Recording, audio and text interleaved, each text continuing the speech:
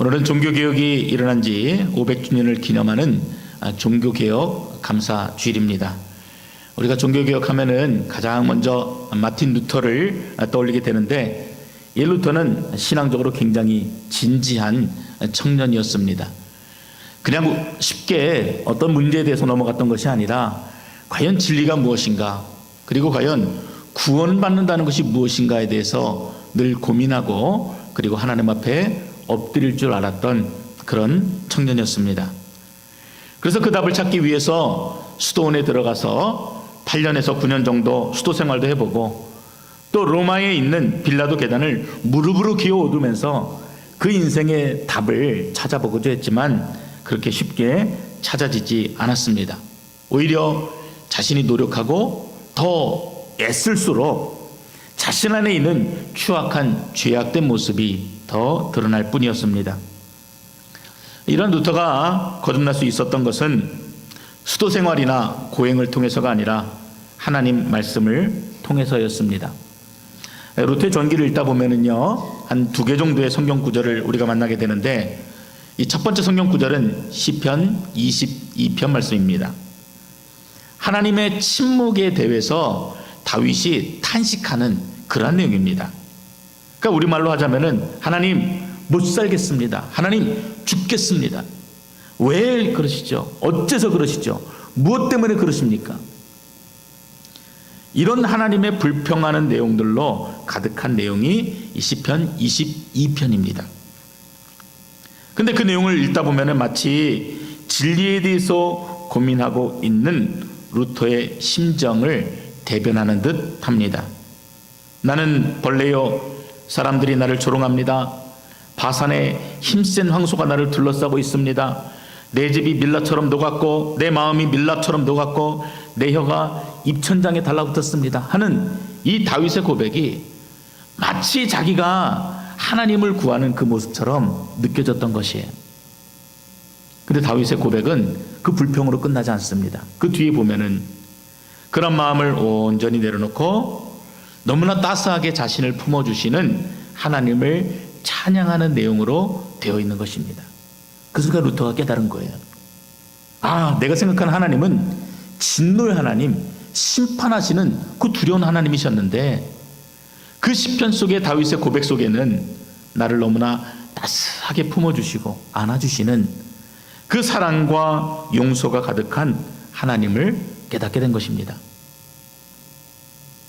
또 다른 본문은 로마서 1장 17절의 말씀이었습니다. 하루는 수도원에서 로마서를 읽고 있는데 그 말씀이 눈에 들어왔어요. 복음에는 하나님의 의가 나타나서 믿음으로 믿음에 이르게 하나니 기록된 바 오직 의인은 믿음으로 말미암아 살리라. 분명히 이전에도 읽었던 말씀일 텐데 그날따라 이 말씀이 마음에 꽂혔습니다. 그동안 가톨릭 교회에서 배워왔던 믿음이라는 것이, 신앙이라는 것이 얼마나 왜곡되고 비틀어졌는지를 이제 드디어 볼 수 있게 된 것이에요. 이런 것들로 구원을 받을 수 있는 것이 아니라 오직 여호와께 주시는 그 은혜로 믿음으로 말미암아 우리가 구원을 받고 의인이 될 수 있다 하는 정확한 명제에 대한 답을 얻게 된 것입니다. 이 진리에 대해서 눈을 뜨고 나니까 이제까지 보지 못했던 세상이 이 루터의 눈에 보이기 시작합니다. 그 당시 가톨릭 교회에서 그들이 일대 교황이라고 주장하는 베드로를 기념하기 위해서 바티칸에 굉장히 큰 성전을 짓고 있었는데, 성전을 지을 돈이 부족해서 사람들에게 돈을 받고 면죄부를 팔았습니다. 면죄부 아시죠? 당신이 이 면죄부를 사면 당신이 가지고 있는 모든 죄가 사함을 받는 것입니다. 돈을 더 내십시오. 그러면은 당신의 가족의 죄까지 사함을 받습니다. 돈을 더 내십시오. 당신이 앞으로 지을 모든 죄까지 사함을 받을 수 있습니다. 이 루터의 마음에 그것들이 용납이 되어지지 않는 것이, 그래서 질문하는 것입니다. 동전이 연보통에 땡그렁 떨어지는 소리와 함께 연옥에 있는 영혼이 천국에 간다고 속여서 꼭 그렇게 성당을 지어야만 하는가? 성경보다 교회의 제도, 전통, 교리에 더 역점을 두는 것이 캐톨릭 교회의 올바른 모습인가? 그것이 성서적인가? 행위로 구원을 얻는다는 것이 과연 옳은 것인가? 사제들만이 성경을 읽어야 하는가? 평신도들은 그냥 그들이 들려주는 성경을 보기만 하는 것이, 듣기만 하는 것이 되어야만 하는가? 그러니까 이전부터 마음에 가지고 있던 그 불평들, 그러면서도 그냥 옆으로 슬그머니 치워놓았던 그 문제들이 너무나 정확하고 분명하게 보이기 시작한 것입니다. 루터의 종교개혁은 거기서부터 시작이 되었습니다. 여러분, 그래서 종교개혁은 말입니다, 이처럼 복음에 대한 진지한 질문과 또 그 진지한 질문에 대한 답을 찾고, 그리고 그 말씀대로 살고자 하는 그 마음으로부터 시작이 되어진 것입니다. 그 어떤 사회적 운동이나 루터 안에 있는 혁명가적 기질로 비롯된 것이 아닙니다. 그래서 오늘날 수많은 개신교회는 본질적으로 진리를 추구하고 그 진리에 순종하고자 하는 이 종교개혁의 정신을 담고 있다, 그렇게 말할 수 있는 것입니다. 그런데 종교개혁 500주년을 맞이하는 오늘의 교회는 어떠합니까? 개혁은요, 멈추는 것이 아니에요. 끊임없이 새로워지고 진실해져야 됩니다. 그 몸부림이 교회 안에 있어야 돼요. 그러나 교회는 여전히 습관화된 율법과 형식에 매여 있습니다. 물질에 대한 끝없는 욕망과 탐욕들은 오히려 세상 사람들로부터 지탄을 받고 있습니다. 제 기억으로는 2014년 부활주일 바로 전에 세월호 침몰 사건이 터져서 부활의 주님을 말씀드린다는 것이 너무나 제 마음에 무거웠던 것으로 기억하는데, 지난주에 또다시 한국의 초대형 교회가 세습되었다는 이야기는 종교개혁 500주년을 맞이하는 우리들의 마음을 여전히 무겁게 합니다. 이러한 시대에 우리에게 진정으로 필요한 것이 무엇인가? 말로만 개혁이 아니라 정말 우리 교회에 필요한 것이 무엇인가? 한국 교회에 필요한 것이 무엇인가? 교회의 본질은 무엇인가? 그래서 우리가 이 날을 맞이하여서 우리 스스로를 점검해 본다는 것은 우리에게 굉장히 의미가 있고 뜻깊은 일이라 할 수가 있습니다. 여러분은 조선 왕조 500년의 역사 속에서 가장 비운의 왕이 누구라고 생각하십니까? 저는 아마도 단종이 아닐까, 이런 생각을 합니다. 세종이 굉장히 사랑했죠. 아꼈죠. 특별하게 생각했죠. 그랬는데 결국 가족들도 다 잃고 어찌어찌 떠밀려서 12살의 왕이 되었지만 삼촌 수양대군이 가만히 내버려 두지 않습니다. 결국은 강원도 영월로 유배 생활을 하다가 결국 17살의 나이에 사약을 받고 죽게 되는 굉장히 나약하고 힘없는 비운의 왕으로 역사가 기록합니다. 그런데 오늘 우리가 읽은 이 본문의 요시야가 그런 면에 있어서는 단종과 비슷한 면이 많이 있습니다. 우린 요시야 그러면은 모든 우상을 불태우고 철저하게 종교개혁을 단행했던 굉장히 강직한 왕으로 그렇게 기억합니다. 그런데 이 요시야의 어린 시절은 그렇게 평탄하지 못했습니다. 자신의 아버지 아몬이 왕으로 즉위한 지 2년도 안 되어서 신복들에 의해서 암살당하는 것을 직접 보게 됩니다. 그리고 나서 8살의 어린 나이에 그것도 망해가던 유다의 16대 왕으로 등극하게 됩니다. 그리고 단종보다는 오래 살기는 했지만 39살의 젊은 나이에 무기또 전쟁에서 전사하는 비운의 왕으로 그렇게 성경이 그리고 있기 때문에 그렇습니다. 그런데 그 요시야의 살아가는 과정, 왕이 되어지고 또 생명을 다하기까지 그가 걸어갔던 길들을 되돌아보면은 분명 다름이 있습니다. 그의 삶의 발자취에는 우리가 깊이 깨닫고 본받아야 될 모습들이 분명히 있습니다.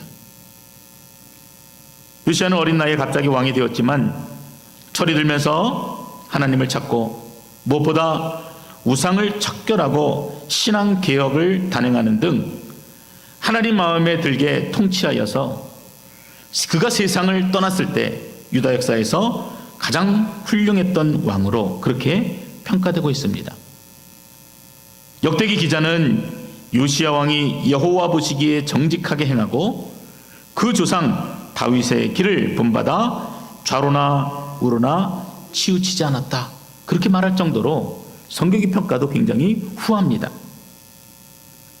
우리는 환경이 중요하다 생각하지만 이런 요시야의 인생을 보게 되면은 그 인생이 과연 누구와 함께 하느냐, 더 쉽게 얘기하면은 그리스도 안에 그 인생이 머물러 있느냐에 따라서 분명 달라진다는 것입니다. 어제 장례 예배가 있었는데 그런 말씀을 들었습니다. 삶이 부유하고 건강하고 형통하다고 해서 복된 인생이 아니라는 것이, 때로는 삶이 고달프고 눈물이 가득하고 고난이 있다 할지라도 여호와 하나님이 그 인생 가운데 함께 하시면은 그 인생이 복되다라는 것입니다. 그게 성경이 말하는 복된 인생의 증거예요. 그래서 성도의 죽음이 복되다라고 하는 그 말씀이 지난 토요일 말씀을 듣는데 제 마음에 아주 깊게 다가왔습니다. 요시의 환경이 평탄하지 않았어요? 어려웠습니다. 그러나 절망적인 환경을 탓하지 않고 여호와 안에 머물기로 힘쓰고 그 말씀을 붙들고자 했기 때문에, 그래서 끊임없이 하나님 앞에 개혁하고자 하는 마음들로 나아갔기 때문에 그 인생이 후대의 귀한 영혼으로 평가가 되어줄 수 있었던 것입니다. 역대하 34장에 보면은 이 요시야 얘기가 한 번 더 등장하게 되죠. 거기 보면은 요시야 통치 8년이 되었을 때 비로소 요시야가 하나님을 구하기 시작했다, 그렇게 기록합니다. 이 통치 8년은요 요시야가 16살이 되었을 때입니다.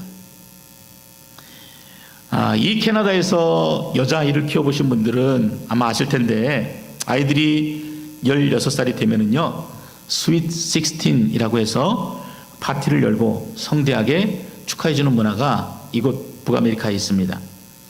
그러니까 성인이 된다는 것과는 또 다르게 다음 세대로 넘어가는, 즉 여성이 된다는 아주 중요한 시기로 16을 생각하고 그 시간을 축복해 주는 것입니다. 근데 요시야가 바로 이 나이 때에 자기 의지로 하나님을 찾게 되었다, 그것을 굉장히 중요하게 성경이 기록하고 있습니다. 누구를 의존하는 신앙이 아니라 이젠 성인이 되어서 스스로 의지를 가지고 하나님을 찾기 시작했다는 것입니다. 자, 이제부터 요시야가 무엇을 했는지 우리가 좀 살펴보기를 원하는데요, 여러분의 16살 이후의 삶과 비교해 보시는 것도 좋을 것 같습니다. 먼저 요시야는 왕위에 오른 지 12해 되는 때 20살 때부터 6년 동안 우상 제거 작업을 진행하게 됩니다. 50여 년 전에 여로보암 2세 때 여러 개의 산당들을 유다 곳곳에 세웠습니다. 그리고 우상들을 끌어들여서 그것들로 잔치를 벌이고 흥청거리는 삶이 가득했습니다. 시간이 지났지만 여전히 그것들이 곳곳에 방치되어 있었고 또 사람들이 그곳에 엎드리고 있는 것이 이 요시야의 눈에 보이게 된 것입니다. 이 말은 다시 말해서 부친 아몬과 조부 므낫세가 심히 악한 우상 숭배자들이었다는 것을 보여주는 것이기도 하지만, 유다가 영적으로 깨어있지 못했기 때문에 그런 것들이 눈에 보임에도 불구하고 그것들을 문제로 인식하지 못하고 있었던 심각한 영적인 상황을 보여주는 증거이기도 합니다. 하나님을 섬기면서도요, 자신에게 도움이 된다면 그것이 바알이건 아세라이건 별로 상관하지 않았던 것입니다. 나에게 도움이 되고 내가 부자가 된다면은 예수 안 믿는 것조차 별로 그렇게 중요하게 생각하지 않는 현 시대 모습을 그대로 반영하고 있어요. 요시야는 그 영적인 심각성을 깨달았습니다. 그리고 무려 6년 동안 우상 제거를 단행하게 됩니다. 그러나 이미 한번 인간의 마음속에 들어온 물질의 우상은 쉽게 떠나지를 않았습니다. 그리고 요시아의 나이 26세가 되었을 때 하나님의 집 여호와의 성전이 낡고 무너져 가는 것이 보이기 시작한 것입니다. 참 이상하지요. 누구에게는 문제가 보이고 누구에게는 아무것도 보이지 않습니다. 많은 사람들이 대형교회 세습을 향해서 그들이 잘못됐다 얘기하는데 똥통에 있는 사람들은요, 그 똥이 더러운지를 구별하지를 못합니다. 하나님을 사랑하고 교회를 사랑하면은요, 보이는 것들이 있습니다. 더 정확히 말하면은 그분이 보여주시는 것들이 있습니다. 2018년을 계획하며 소망할 때 우리에게 보여주시는 것들이 있습니다. 그러나 영적으로 둔감하면요, 영적으로 무뎌지면은 아무리 하나님이 말씀해 주시고 보여주셔도 여러분 우리 눈에 아주 새카만 것들이 뒤덮여 있기 때문에 결국은 아무것도 보지 못하는 것입니다.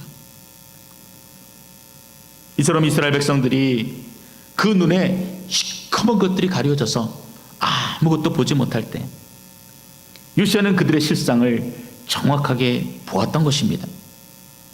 우상을 섬기며 악정을 일삼았던 성대왕들에 의해서 빈집처럼 방치되고 낡아버린 하나님의 전이, 하나님의 집이 요시아의 눈에 들어왔던 것입니다.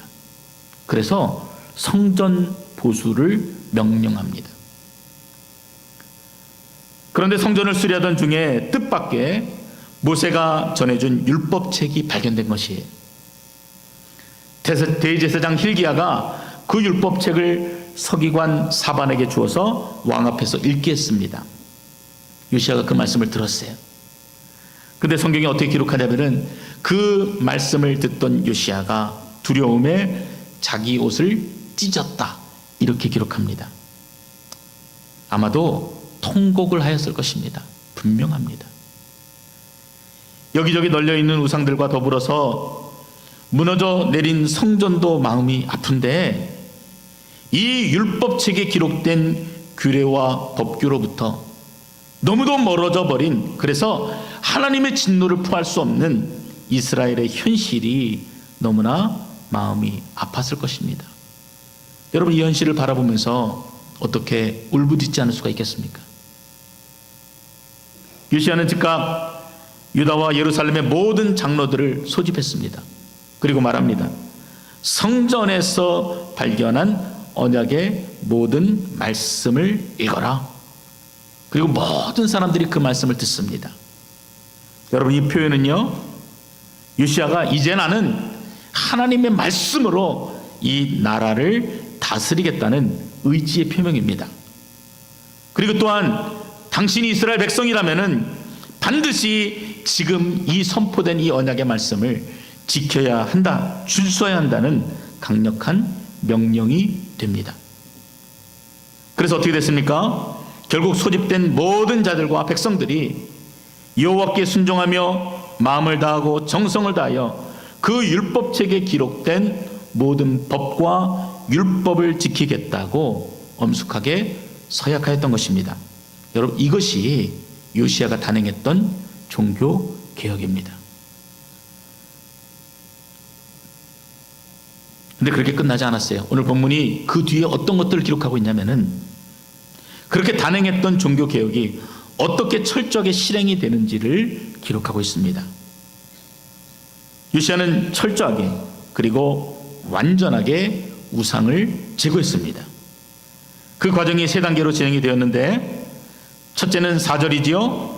우상 숭배와의 도구와 집기를 다 태워버리는 것이었습니다.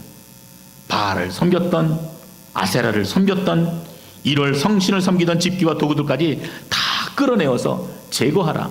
그리고 모조리 불태워버리라. 그렇게 명령하였습니다. 그리고 두 번째는 5절에 나와 있는데요. 우상을 숭배하게 하는 제사장들을 다 폐지하고 또 우상에 분영하던 자들도 그 일을 그만두게 해버립니다. 그리고 마지막으로 여호와의 성전에 있는 모든 우상을 헐어서 없애버리라는 것으로 그 단행을 마무리하게 됩니다. 특히 아세라 신상을 보면은요, 손으로 가슴을 받치는 그런 형상을 하고 있습니다. 굉장히 풍요와 다산을 상징하는 그런 의미가 담겨져 있습니다. 그래서 이 신상을 기드론 시냇가로 가져다가 거기에서 불살라버리고 그 재를 빻아서 가루로 만들어서 평민의 묘지에 뿌리라고 말할 정도로 굉장히 철저하게 우상을 제거합니다. 요시아의 선왕이었던 아몬이나 므낫세의 경우 오히려 우상을 끌고 들어와서 온 나라가 우상 숭배의 이중적인 신앙을 갖게 하였는데, 이와 달리 요시아는 우상 숭배의 죄악을 완전히 제거하기 위해서 바알의 제단을 철거하고 나무로 만든 아세라 신당을 부수어서 가루로 만들어 없애버린 것입니다. 여러분, 어떤 의미가 되겠습니까? 이제 백성들이 더 이상 엎드릴 대상이 없어진 것이에요. 그리고 우상에 대해서 더 이상 마음을 두지 못하도록 완전히 눈앞에서 사라지도록 만들어버린 것입니다. 철두철미한 종교개혁, 진정한 종교개혁을 단행했던 것입니다.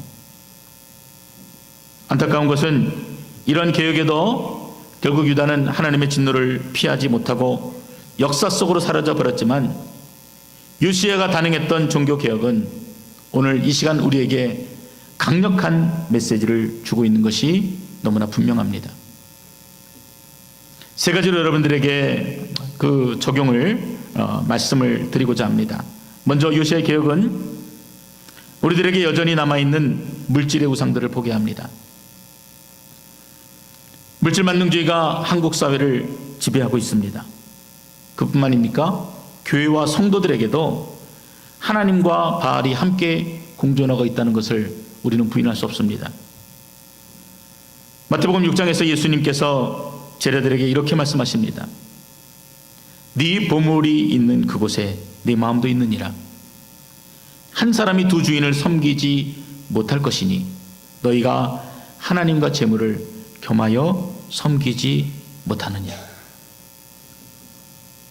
요시아의 개혁운동에서 보듯이 오늘 우리 안에 있는 물질의 우상을 철저하게 제거해버리는 것, 그것이 우리의 종교개혁이 되어야 합니다.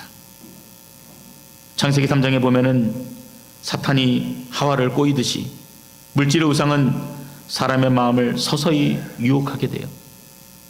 그리고 기회를 잡으면 재빠르게 그의 마음을 묶어버리고 결국은 거기로부터 헤어나오지 못하게 만드는 힘이 있습니다. 노예로 만들어버립니다. 그 예가 될 수 있는 사건이 수년 전에 경기도 파주에서 일어났던 적이 있습니다. 슬하에 자식 넷을 둔 가난한 농부 할아버지가 있었습니다. 그런데 최근에 이 할아버지가 평생 동안 일했던 그 논밭이 아파트를 지을 수 있는 건축부지가 되면서 순간적으로 수십억을 가진 부자가 된 것입니다. 그런데 보상금을 채 받기도 전에 이 할아버지의 자식들이 돈 욕심으로 눈이 어두워지고 또 눈이 확 뒤집어졌습니다. 그래서 자식들이 서로 재산 다툼을 벌이다가 그중 한둘이 제 몸에 휘발유를 끼얹고 과격한 행동을 한 끝에 불에 타 죽었습니다. 여러분, 그런데 이러한 뉴스는요, 요즘에 잘 보시면은 아주 대수롭지 않게 우리가 들을 수 있는 뉴스이기도 합니다. 여러분에게 이 말씀을 드리는 것이 마치 돈이 사용 가치가 없는 것처럼, 아니면은 돈을 버는 이 일이 굉장히 속되다는 것을 여러분들에게 말씀드리는 것이 아닙니다. 성경이 말하고 있는 것처럼 돈이 일만 악의 뿌리가 되는 것, 그래서 물질이 가진 그 힘과 위력을 경계하고 철저하게 단호하게 그 힘을 단절시켜버리는 것, 그것이 바로 종교개혁주의를 맞이하는 우리의 행함이 되어야 한다는 것입니다. 두 번째로 21세기 종교개혁은 말씀 회복이 우선된 개혁이 되어야 합니다. 다시 본문을 좀 생각해 보시기 바랍니다. 이 요시아의 종교개혁은 어디로부터 시작되었습니까? 여호와를 사모하는 마음으로 무너져가는 성전을 보게 되었고, 그 성전을 보수하는 중에 발견된 율법책이 이 개혁의 시작이 되어졌습니다. 마틴 루터도 말씀을 읽다가 참된 구원의 도를 발견하고 결국 하나님의 말씀, 그 성경을 성도들에게 돌려주자는 이 말씀 회복 운동이 종교개혁 운동으로 촉발되었던 것입니다. 신앙의 본질로 돌아가려는 종교개혁자들의 슬로건 5개가 있습니다. 솔라 스크립트라, 오직 성경으로. 솔라 그라시아, 오직 은혜로. 솔라 크리스투스, 오직 그리스도로. 솔라 피데, 오직 믿음으로. 그리고 솔리데오 글로리아, 오직 하나님께 영광.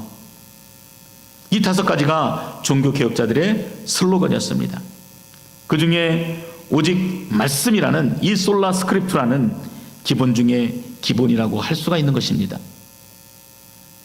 중세교회가 하나님의 말씀보다 교회의 전통이나 예배 의식을 더 중요시하여서 결국 성경을 떠난 기독교가 되었다는 것을 우리는 기억해야 합니다. 다른 무엇이 아니라 오직 성경으로 돌아가야 합니다.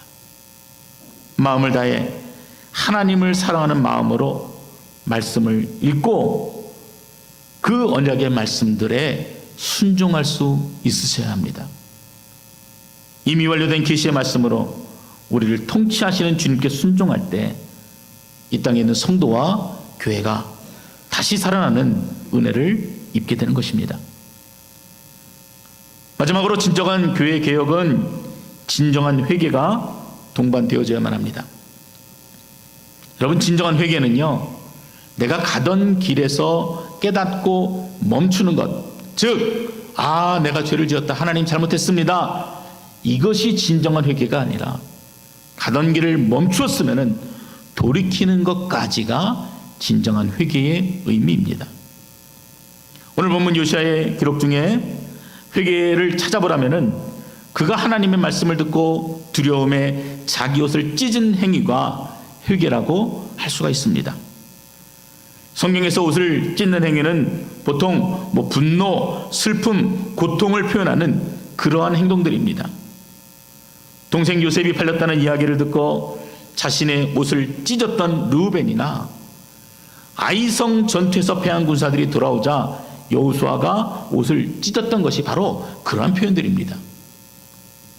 그러나 오늘 본문에서 이 요시야의 행동은요, 선조들이 하나님 앞에서 지었던 죄와 그 당시 사람들이 우상 숭배를 깨닫고 진심으로 회개하는 모습을 옷을 찢는 것으로 표현하고 있는 것입니다. 2007년 여름 서울 상암 월드컵 경기장에서는 한국교회 대부흥 100주년 기념대회가 열렸습니다. 한국교회 부흥 사건이 있고 나서 이제 100년이 되었기 때문에 이제 그 사건을 기념하고 또 감사하기 위해서 큰 집회를 열은 것이죠. 월드컵 경기장에 10만 명이 넘는 개신교인들이 모였습니다. 근데 그때 지금은 고인이 되신 오카노 목사님께서 주여 살려주시옵소서라는 제목으로 메시지를 전해주셨습니다. 근데 그 연세 많으신 그 어르신께서 눈물을 흘리시면서 본인이 죄인이라고 하나님 앞에 고백하는 그 모습이 아직도 눈에 선합니다. 그분의 메시지 중심은 회개였습니다. 제가 여러분에게 그 본문을 조금 일부를 그대로 읽어드리는 것이 더 좋을 것 같아서 좀 읽어드리도록 하겠습니다. 한국교회 지도자 여러분, 복음을 변질시켰다는 주님의 질책에서 자유로울 수 있는 사람이 우리 중에 몇 명이나 됩니까? 입만 살았고 행위가 죽은 교회를 만든 책임은 너에게 있다고 질책하신다면 나는 아니라고 발을 뺄 수 있는 목회자가 몇이나 됩니까? 평양 대부흥의 진정한 기념은 복음을 변질시킨 죄를 놓고 가슴을 치는 목회자들의 회개로부터 시작돼야 한다고 저는 믿습니다. 이것이 한국교회를 향하신 주님의 간절한 소원이라고 생각합니다.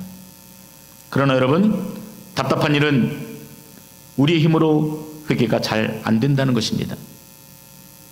입으로 잘못했다는 말은 수없이 할 수 있으나 죄를 끊어버리고 단호하게 돌아서는 거룩한 결단은 잘 하지 못합니다.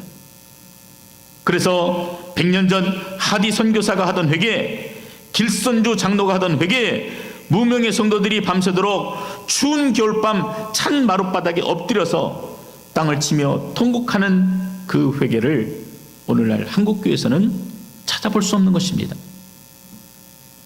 그들에 비해 우리는 훨씬 더 많은 죄를 짓고 사는 사람임에도 불구하고 오늘날 회개는 한국교회에서 형식적인 것이 되어버리고 말았습니다. 이것이 오늘날 한국교회 생명을 서서히 죽이는 암과 같은 존재라고 생각합니다.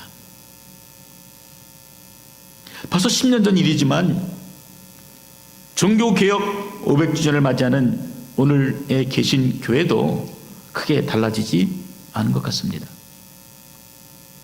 21세기 교회도 여전히 물질이, 돈이 가장 강력한 우상이 되어서 교회를 허물고 있습니다. 나에게 듣기 좋은 말씀만 듣기 원하는 말씀 편식자들과 제멋대로 말씀을 해석하고 갖다 붙이는 이단들이 진리가 아닌 것들을 진리라고 이야기하고, 또 많은 사람들은 그것이 전혀 문제가 되지 않는다는 것처럼 쉽게 넘겨버리고 있는 시대를 저와 여러분이 살고 있는 것입니다. 그 책임을 내가 아닌 다른 누구에게 돌리지 마시기 바랍니다. 여전히 시대는 어둡지만, 여전히 상황은 암담하고 그 끝이 보이지 않지만, 우리가 진정으로 회개하고 돌이킨다면 저마다의 우상으로 가득한 이 시대가 복음으로 다시 새로워진다는 것을 저는 분명히 믿습니다.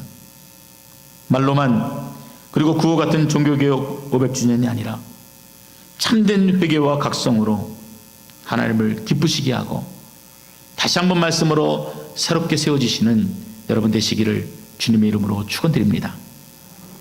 기도하겠습니다. 아버지 하나님, 참으로 뜻깊은 날을 보내면서도 여전히 변화되어지지 못하고 여전히 회개하지 못하는 우리들의 중심을 보게 됩니다. 하나님, 긍휼히 여겨주시고 불쌍히 여겨주셔서 우리 베들교회가 깨어 기도하게 하시고 더 하나님 앞에 엎드리게 하시고 우리 주님이 주신 그 말씀들을 잘 지키고 순종할 수 있는 귀한 교회가 되게 하여 주시옵소서. 예수님 이름으로 기도드렸습니다. 아멘.